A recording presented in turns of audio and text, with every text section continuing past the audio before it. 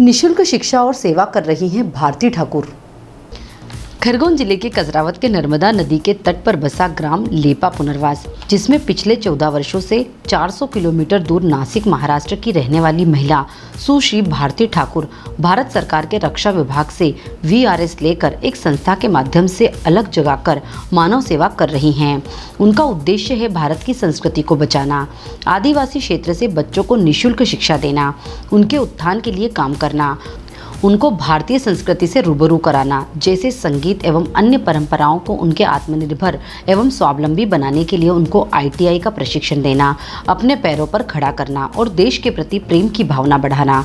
सबसे बड़ी एक उपलब्धि यह है कि बच्चों को पॉलिटेक्निक कॉलेज जाना पड़ता है। सुश्री भारती जी ठाकुर ने एक कौशल रथ बनाया है। यह कौशल रथ पास के ग्रामीण क्षेत्र में शासकीय स्कूलों के प्रांगण में 9वीं से 12वीं तक के विद्यार्थियों को उनकी रुचि के अनुरूप कौशल रथ के माध्यम से हुनर सिखाया जाता है, जैसे welding, motor winding, electrician, plumbery के कार्य सहित अन्य तरीके से कौशल रथ के माध्यम से उनको प्रशिक्षण दिया जा रहा है। एक बस को कौशल रथ बनाया गया और यह रथ इंस्ट्रूमेंट लेंस है जो गांव के रूरल एरिया में जाता है और गांव की चौपाल पर बैठे युवकों को अलग अलग आर्ट ट्रेंड की शिक्षा देता है और बच्चों को आत्मनिर्भर बनाने की कोशिश की है। सुश्री भारती ठाकुर ग्रामीण महिलाओं को सशक्त एवं आत्मनिर्भर बनाने के लिए घरेलू काम में आने वाली वस्तुओं के निर्माण की ट्रेनिंग भी कराई जाती है, जिससे ग्रामीण महिलाएं आत्मनिर्भर बनकर अपने परिवार का लालन पालन कर सकें।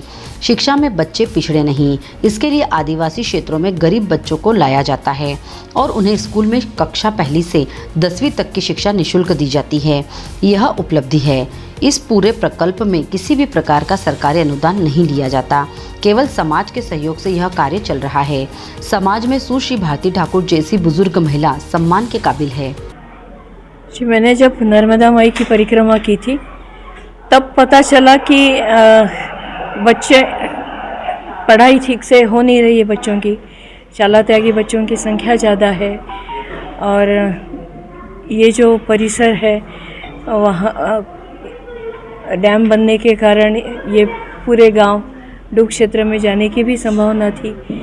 तो ऐसे में अगर इनके पास शिक्षा नहीं है और व्यवसाय प्रशिक्षण भी नहीं है तो ये बच्चे भविष्य में क्या करेंगे, ये एक सवाल मन में उठा था। तो इसका हल कैसे निकाले ये सोचकर मैं यहाँ आई और स्कूली शिक्षा के साथ साथ उनको हम लोग व्यवसाय प्रशिक्षण भी दे रहे हैं। तो उसका उद्देश्य केवल यही है कि ये बच्चे जब पढ़ लिख कर अपने गांव वापस जाएंगे तो कम से कम अपने पैरों पे खड़े होंगे, किसी के नौकरी की मोहताज नहीं रहेंगे।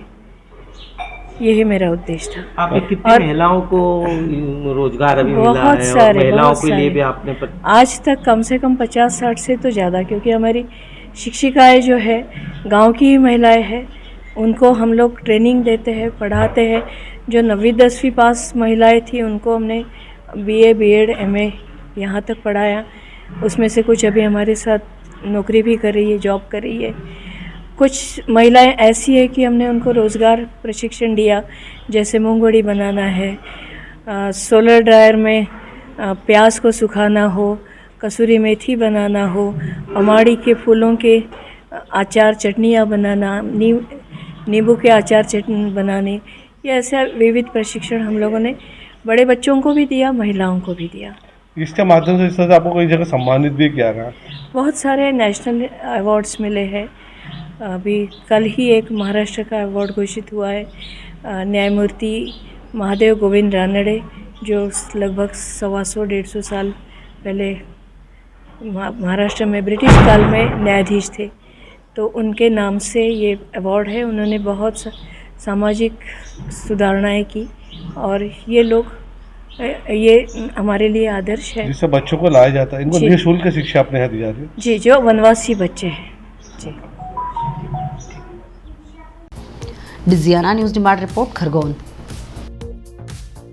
निमाड़ की पल पल की खबरों से अपडेट रहने के लिए हमारा चैनल डिजियाना न्यूज़ निमाड़ को सब्सक्राइब जरूर करें।